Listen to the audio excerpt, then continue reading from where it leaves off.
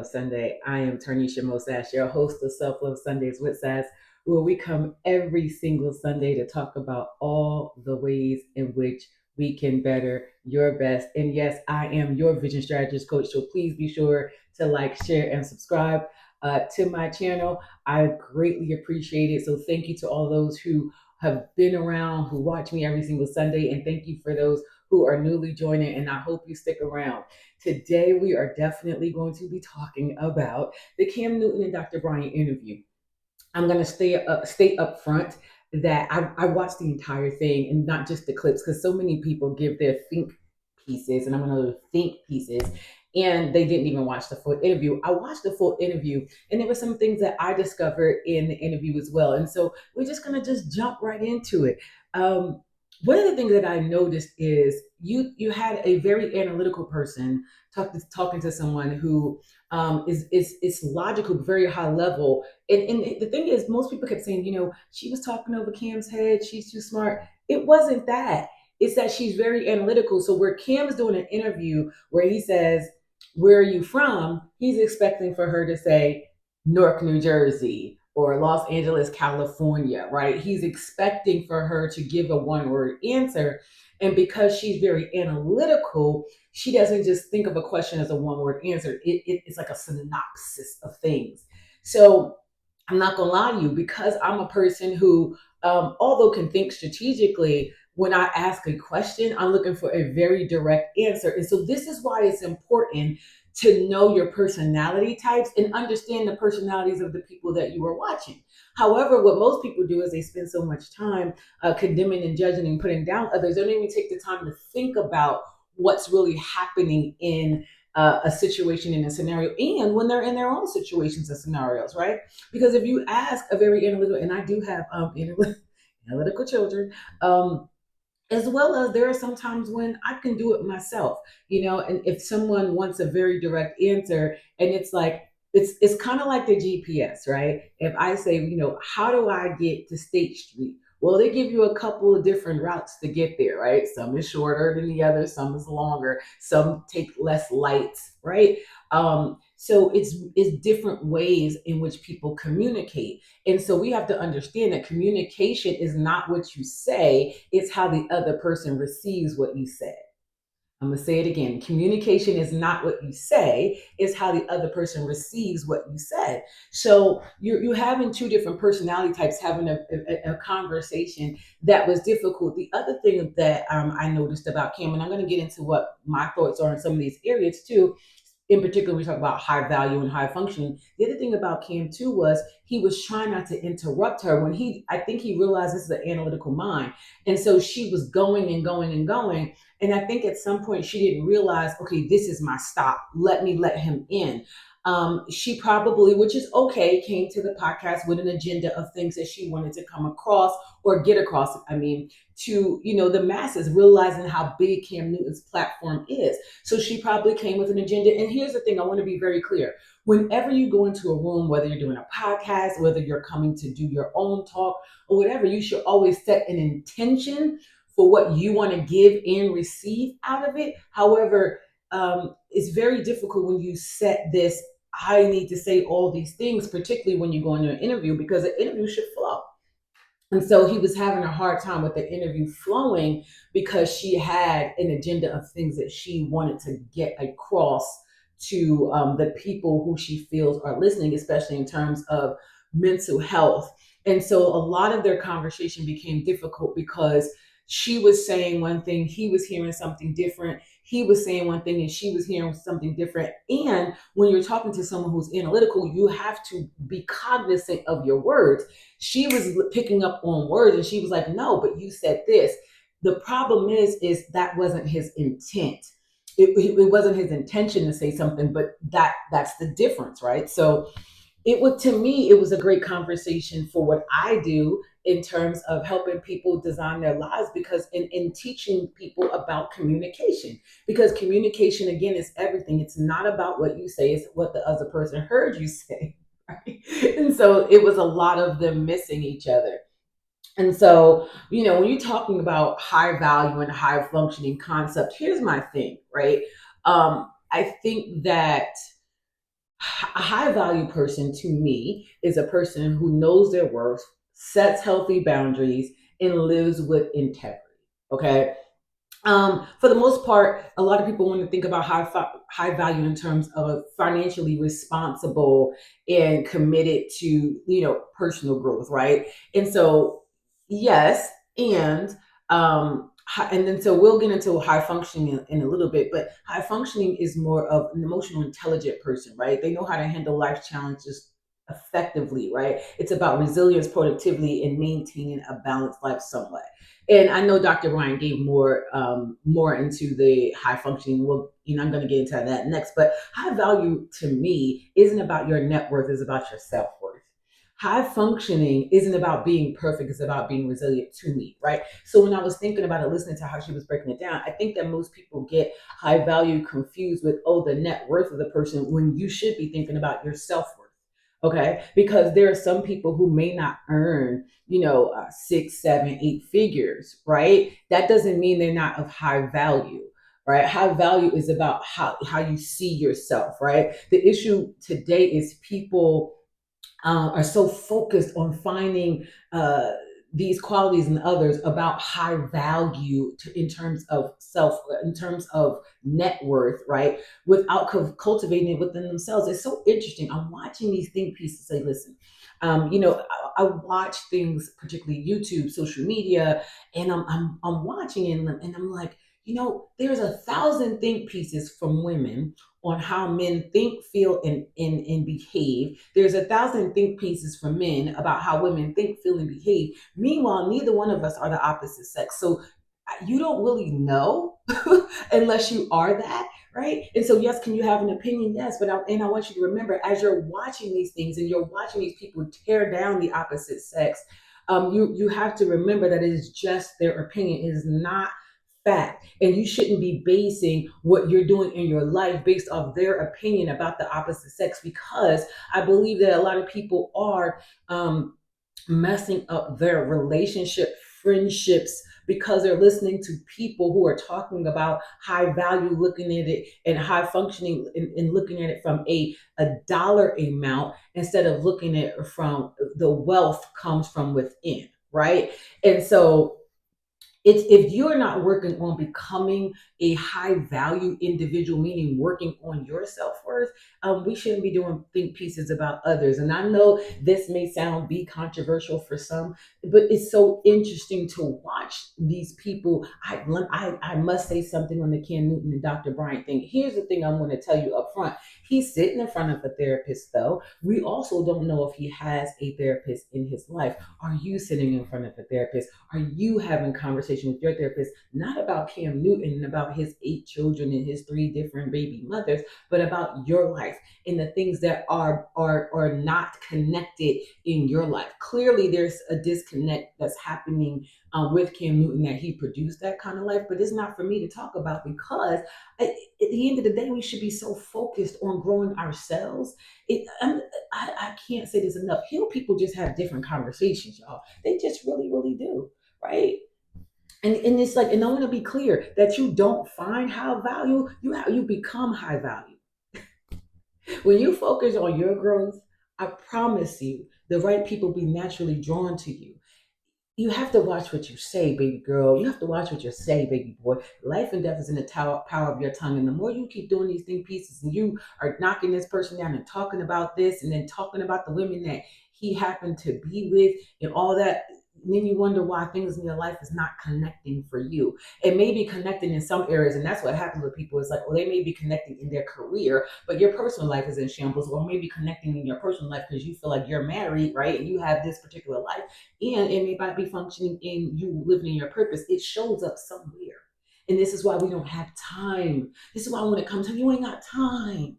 You don't have the time to be invested and so invested that you're doing all these think pieces about these people's lives that you really don't know, right? And should be focused on yourself. And it's so interesting because 63% of adults say that dating has become harder in the last 10 years, right? And you hear they're talking about, oh, it's pee in the pool. The thing about is that the loudest voices about it being pee in the pool is the ones who are peeing in the pool. Let's just keep it real. They're the ones that's peeing in the pool. right? And I was at a party. I'll just give you an example. I was at a party and there was a guy there and he was talking to a friend of mine and he was talking about, yeah, these women expect you to do this and they expect you to do that and they expect, and so I like it just, it boggles the mind, right? And I'm like, well, who are these women? Like, this was my direct question. Who are these women? Were they in them and they? No, but who are these women? And so when you dig deeper into the conversation, you come to find out that he didn't even really have his own opinion, right? It wasn't necessarily all his experience, it was what he's been listening to. And so when he's listening to that, he's going into these atmospheres because he desires to date, and this is what he's projecting. And so because he's projecting that, guess what type of women is coming to him? And so my question was, well, why are you dating those kind of women? If that's not the kind of women you desire, why are you dating them? Why are you entertaining them then? Because if you are in tune, in touch with yourself, right? When you're having conversations, you can hear a disconnected person. I know people call them broken, call it what you want. I say disconnected. These are people who are disconnected from their emotions. They're disconnected from their soul. They're disconnected from their heart. They're disconnected from the true mind, right? And they don't, and they're not, there's not a relationship with source. So it's like, well, why are you dating them? There are so many beautiful women in the world who don't think like that, who don't have a mindset of a man is just a bag. There are so many beautiful men out here who are not looking for the woman who just has the BBL and looking to ask, what are you bringing to the table? But the thing is, they're not the loudest voices in the room. The loudest voices in the room are the wrongest voice in the room, but that's usually how it is. It is what it is. That's usually how it is. But why are you taking the time out to listen to these people, tell you how you should think, tell you how you should live when it comes to the opposite sex, when they don't really know? What they're doing is they're projecting their bad experiences onto you. So I'm going to give you something today. It is such a dangerous way to think and live and go about life.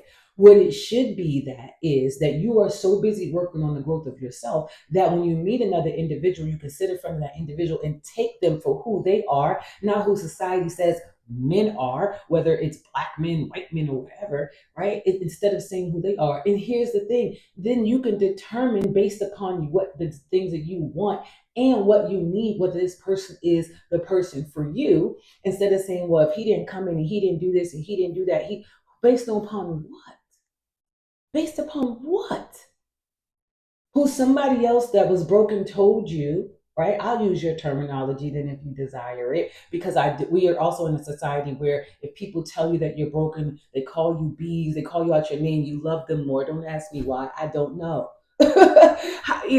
And so it this is the thing. It's what you believe. But I'm gonna move on for that because I get on my soapbox because it's so easier to point fingers instead of looking in the mirror. Social media is just flooded with it, right? And what people are doing wrong in their relationships and all this and that, and in their careers. But here's the thing: when you constantly point fingers, you're not doing the work on yourself. You're just not. And you're living in a house. That's listen. It's really like living in a house that's fragile, transparent, and vulnerable to shattering when you are consistently throwing stones and talking about everybody else. It's like when you're busy throwing stones, you forget you're living in a glass house. Focus on your own foundation before you start to critique someone else's. The thing about it is, we all live in some sort of glass house. I don't care who you are. I don't care who you are. And I'm never on camera with coffee, y'all, but I needed this morning. So excuse me, because it reminds me of the story in the Bible, right? In John 8:7, where the Pharisees brought the woman who caught in adultery to Jesus. And it was very interesting. We're not going to go here. That they brought the woman that was caught in adultery, because if it was adultery, right, there's a party of two. But this is what happens. In adultery, there's a party of two. But what happens is we're going to condemn the one, right? We're going to bring the one and crucify the one, right? They're ready to, but what does Jesus say, y'all? He who is without sin among you, let him throw the stone at her first, right? I'm paraphrasing this. right? And here's the thing: did anybody throw a stone? Do you know why nobody threw a stone? Because you can't. You can't sit in judgment of others as if you do no wrong. It's more, and here's the thing: everyone judges. I'm not saying that. I'm not living in some holy ground where I'm not saying that no, everyone doesn't judge. However, the thought pattern or the behavior should more be on, you know what, let me look at myself so that I'm not attracting and or being in relationship, whether it's friendship or whatever, with somebody like that if that's not who I desire to be around. But to do all these think pieces and tear somebody else up, like, because there's no mirror in your house, there's no glass door that someone can see through. And I want you to say, before you throw someone, ask yourself, am I without sin? What in my house needs to be updated and or fixed, or the cracks in the foundation that I need to work on? Because if we all did this, not only would there be fewer stones thrown in the world, there would be more compassion, and we'll start living in the world that we desire to see, that everybody claims that they want, but yet they are a part of the problem. This obsession with tearing others down is beyond toxic. It's counterproductive though. And then we talk about, oh, you know what's so interesting? The people who are here talk the most about, oh, we don't have the money. People asking us for money. They're the main ones sitting around. Every conversation is about somebody else's life. It's about the housewives of Atlanta. It's about, Cam Newton, these Nick Cannon, and all these men who are living. And let's just be clear, it's that is not a healthy frame for anybody to copy. Let's be clear, right? And my thing is, so do the work on you, so you can, so that then it can be passed on to your children, so they don't find themselves and you don't find yourself in those type of scenarios. You feel me? Like, for real. The world would be in a much better place if we took that focus that we do on the outside and project to other people on personal growth within ourselves. You want to become the 1%? The 1%ers don't have time for that. Real talk. The strongest walls are built from within. Focus on fortifying yourself, not tearing others down. Say it again. The strongest walls are built from within. Focus on fortifying yourself instead of tearing others down. Like, when I was doing research, right? I was looking at researching this topic, and I ended up looking at a study from Howard University that found that individuals that focus on their personal growth report higher levels of life satisfaction and stability in better relationships. You want a better relationship with your partner, better relationship with your children, better relationship in your career, or in your business. Start focusing on you as opposed to everybody else. Start changing the conversations and the dialogue in which you're talking to people. I go into rooms, and you know what we're talking about? We're talking about personal growth and development. We're talking about building programs like the one I'm building to help people to help women design the life that they love, so they can love the life that they live, right? These are the things that we are working on. We're working on self mastery. We're working they're working on things that, creating communities. I just created a community called 1% Nation. And we're going to do what the 99% don't do, so we can have what the 99% don't have. So, and you best to believe we're not having these conversations because we understand that it is counterproductive. I'm in masterminds with people. We are talking about things to help us grow and to really change the world. And we also understand that changing the world starts from within. It starts from within. If you don't like the pee in the dating pool, stop peeing in it. Work on yourself. And when you do that, you're going to find yourself in different rooms with different people having different conversations. Let me tell you something. I was in a community called Breathe University. I actually joined that community to be a part of a community. It was Dr. Eric Thomas, who I absolutely adore and love. And because that man changed my life. And he's known as ET, the hip hop preacher. And so, part of joining that community, I ended up becoming one of the lead accountability coaches in the community. That community was filled with some of the most beautiful men. Some of the reason why you're not finding them is because you're in the wrong spaces, in the wrong places. You know why you're in the wrong places, the wrong spaces? Because of the conversations and the things that are coming out of your mouth. Start getting into the different rooms. I'm telling you, I was in, a friend of mine too, joined, Tony Robbins also has a platinum community, right? And granted, this is the thing that people don't like to hear, and they don't, do you have to invest in yourself to meet these people? Probably, because they're not online. They're not spending their time. They don't even have the time to be online like that unless it's a part of their business. And so, and this kind of leads me into the next part of the reality of scarcity thinking and judging others, right? And so really we talked about a little bit about the high value, high functioning, how people think high value is the net worth and its self-worth, right? High functioning has more to do with the emotional intelligence of a person and their resilience, productivity, and their ability to have to know how to communicate and understand what communication is, right? So that's that. And in the danger of living in glass houses, because the more you keep throwing stones and the more you keep breaking the glass windows of other people's houses, you don't see how your house is being shattered. You don't even realize how much your house is being shattered. It is being shattered, I can promise you that. And it's just because it's not showing in one area, or you think that it's not showing. When you start to get feedback from others, you will see how much there is a light shining on it. The reason why most people don't know is because they also shy away from accountability and feedback. Feedback is data that you need in your life. Now, you don't need to get feedback from everyone. It needs to be a reputable source. And this is why I always and will forever say that it is Jesus plus therapy plus coaches plus communities of like minded and positive and growth based individuals for me.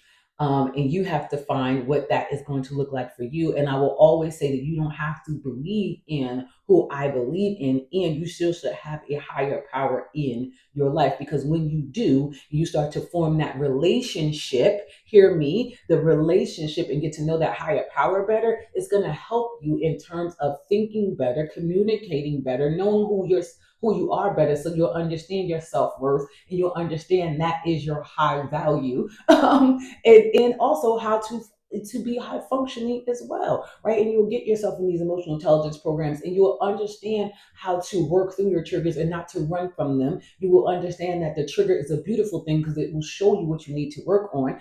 And you will also understand that forever in a day, and as long as we'll be living, we will always continue to work on our triggers. They never go away, in terms of there's always something. And so when you realize that about yourself, you will realize that about others, and it will help you to stop picking up those rocks and throwing those stones when you're because your house is shattering, boo boo. It really is. You just not, and that's one thing for certain, and two things for sure. I can tell you that it is. Okay. And so that's just some of the dangers of living in a glass house, right? So let's talk about something that affects us all, and that's scarcity thinking, right? Scarcity thinking is a mindset that there's never enough, right? And so it's never enough time, there's never enough money, there's never enough love, there's never enough opportunities, right? And that's the mindset that often leads to judgment of others, because deep down, and I know not you, okay, deep down, you don't believe there's enough for everyone, including yourself. That's why, it's pee in the dating pool. That's why, I listen to how people talk about, money, like there isn't enough, and they're asking for money, and we don't even have money, and there's not enough men out here, and all men are this and all women are that, and there's no jobs out here. No, and I listen to this and I'm just like, are you crazy? We live in this world is humongous.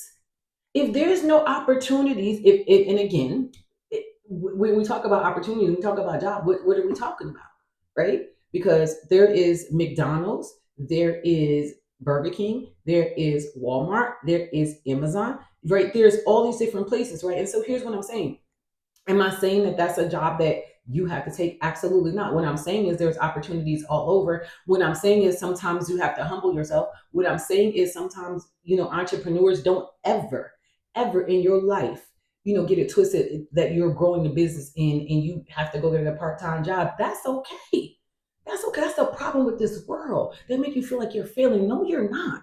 Let me tell you something. I've been in my career for 27 years. As of it would be 27 years on the 2nd of September, right?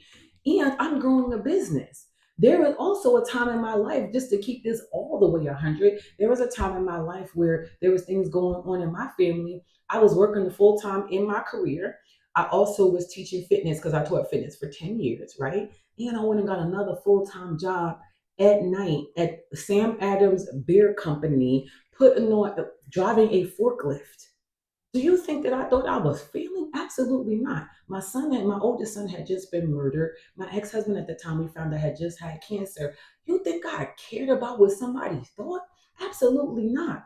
Absolutely. I was about keeping my family afloat.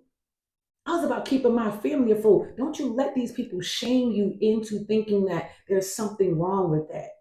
So yes, I was in corporate America and making six figures. Let's keep that here too. And making six figures at the time. But we lost the income because he was sick. What did I do? And I did it for 9 long months. I worked two full-time jobs and still taught in the gym. Now, am I telling anybody to do that? Absolutely not. And what I'm saying is, I didn't look at it like, oh, we don't have and we can't have. Absolutely not.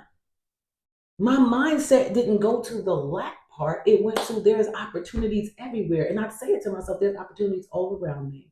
There's love all around me. There's abundance all around me. There's wealth all around me. It's your language. Scarcely think it tells you there is never enough. And an abundant mindset to remind you that not only is there enough, you are enough, and there's plenty to go around for everybody. That's why I don't have to shame and blame and look at people sideways because they're married or tear down their relationship. And I don't have to look at people sideways because they have more money and they live in beautiful homes.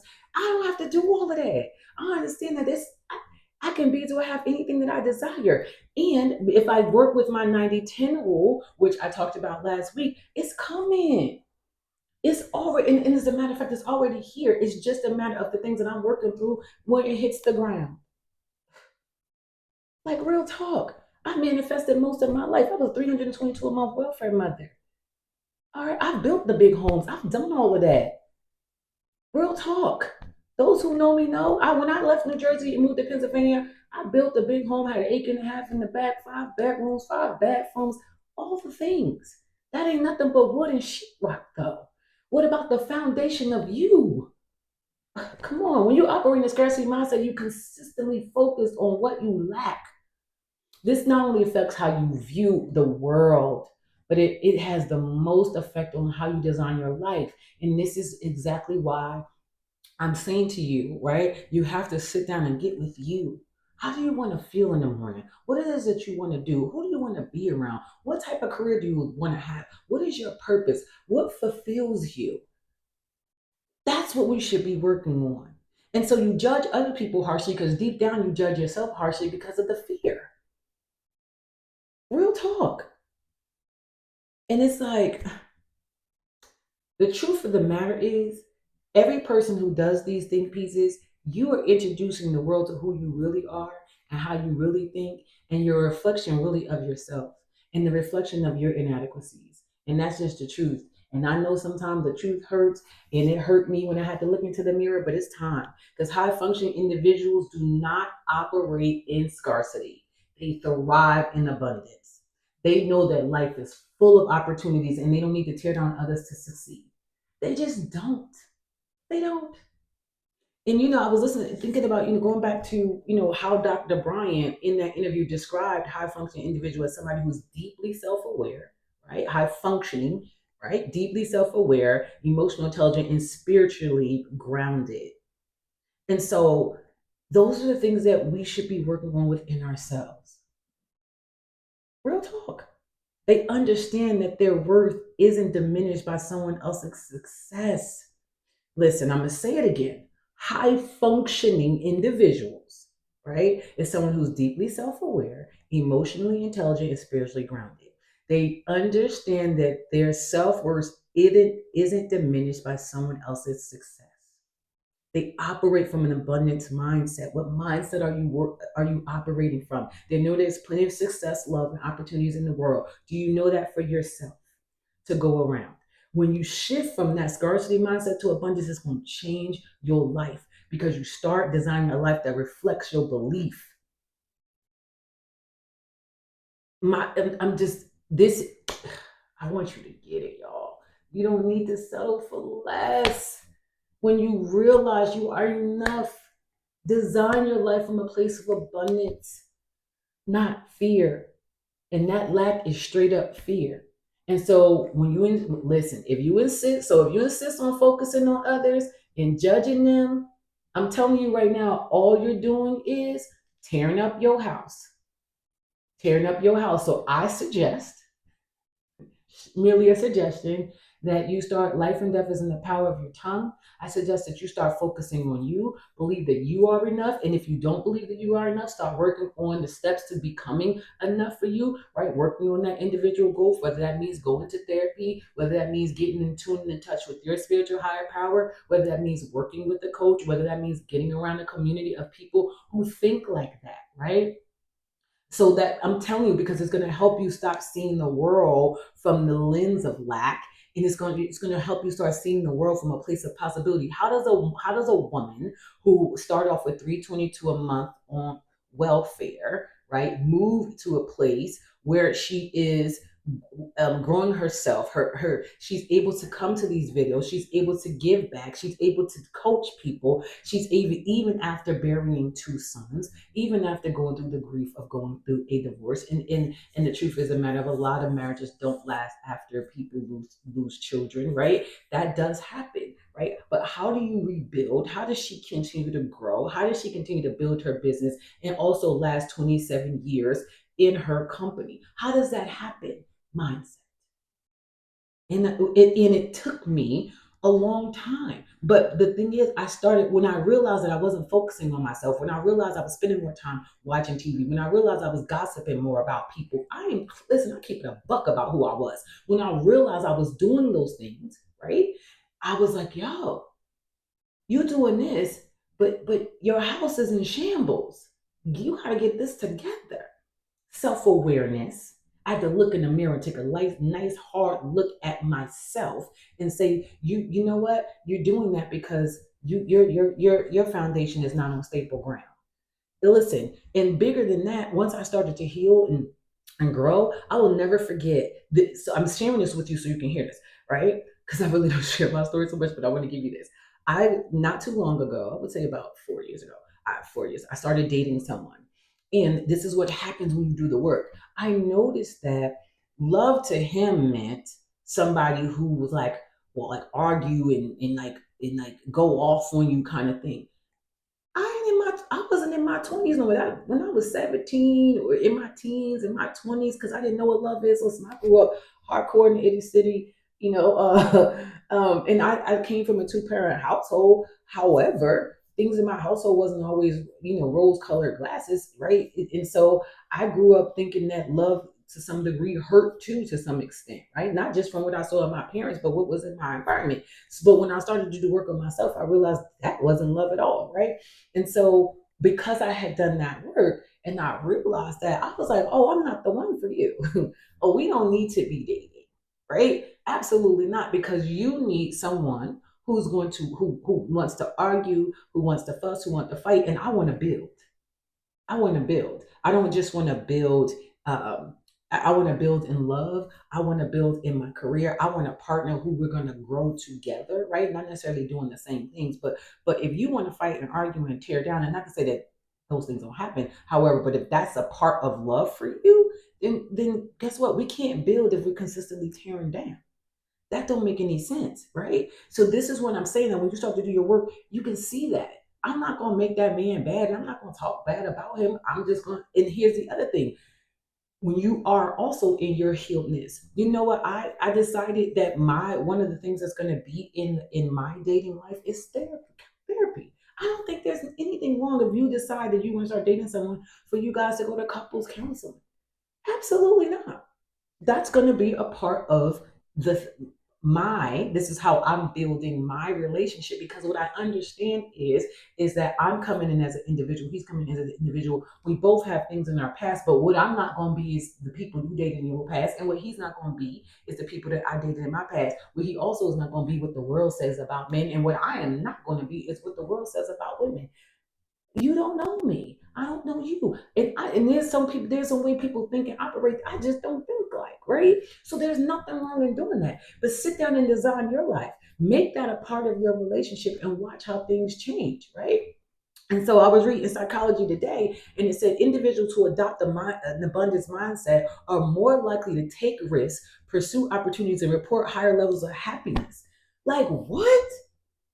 Yes, I'm a nerd. I love psychology today. You want to start working on your mindset? Read psychology today. And I know that, today I sound a little bit harsh, but it's just that I'm watching this interview and I'm seeing all these things and I'm seeing all these negative, nasty comments about Cam Newton. And granted, is there some things in his life that absolutely like are not okay? Yes. And he can't fix his past. What he can do is work on his present and fix his future, right? And what women can do, right, is work on yourself, work on your past so that in your present, you won't, even if you come across a man like that, and that that's not the kind of man that's for you, you can be like, you know what, that's not the kind of man for me. That's not somebody I desire to be with. And that's okay. I love what Dr. Bryant said in that interview. It's not that I can't, it's that I choose not to. That's not for me, and that's okay. Now, some people may say her thoughts and how she thinks is unrealistic. Well, maybe it's unrealistic for you. It may not be unrealistic for her. And that's the other thing, too. We have to keep this conversation about expectations and what people expect. Well, here's the thing. This is what make the world go round. How many people is it in the world at this point? I want to say it's like, what, 4 billion people? You mean to tell me that, we're in this type of glass bubble? Like, no, it's okay for her to expect that. And if it works for her, it works. And if it doesn't work, it doesn't work. It's not an aha, I told you so from somebody. You just have to understand certain things, right? It's like somebody coming in and telling me, oh, you can't build a business. You don't know this. You're like, what are you talking about? Based upon what? Your expectation to be a millionaire in your business is what? What? This is the things we got to think about, right? So I really hope that this video help open somebody up today to really understand this world is full of possibilities.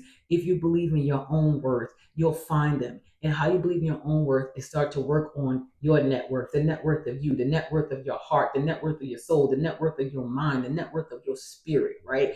It is about you working on those parts of you so you can attract those things and have those things in your life and start shaping your mindset. Start reading books, start going to the programs. I don't want to hear about money. Again, get out of this lack mentality. Go to the library, right? There are opportunities all around you, but you don't want to go to the library. Why not? Like, this is what I'm talking about when I say it's opportunities all around you. They're like, oh, it's easy for you. You can order a book. Well, it's easy for you too. You can go to the library. How do I know? Because I started in the library. I told you I was a 322 month welfare mother. And what happened is when I was on welfare, instead of using the government, instead of allowing the government to use me and keep me in place, I decided to use the government. And what that meant was every free program that they had, I went to. How many of you are doing that? Do you know that if you want to own a small business, there is a program called Operation Hope? His name is John Hope Bryant. He's an African American billionaire. And he built this program that's absolutely free for those to learn about small business. It's free. Do you have to go to the class? Yes. Do you have to have a little bit of commitment? Sure. But what it will do is it teaches you all the nuances of building a business and how to do a Shark Tank pitch.